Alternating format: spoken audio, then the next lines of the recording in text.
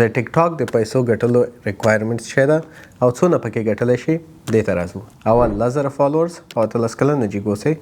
دویم 1,00,000 ویو ویډیوګانې تا باید 10 ورځې کې ولري. دغه ریکوایرمنټس دي چې مونیټایز کېږي، دې نه بعد ته کولی شي هغه نه عاید ولري، پیسې وګټئ. څه رقم ته لارو نه ته نه پیسې ګټلی شي، دې مختلفې لارې دي ښه. اول که چیرې ویو په حساب راشو، فکر وکئ چې 1,000,000 ویو باندې تا ته د $100 نه الا $500 پورې فرق کوي.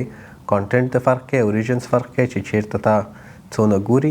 دا په کریټر ریوارډ پروګرام چې ته فعاله کې هغې کې دې کې دونه پیسې درکوي درته. ټیک ټاک کې ډېرې لارې دي د پیسو ګټلو. اوس خلک ټیک ټاک کې کریټر مارکیټ پلیس لري چې هغه ته نورو خلکو سپانسرشپ کولی شي، سپانسر کولو په حساب تا ته پیسې درکوي.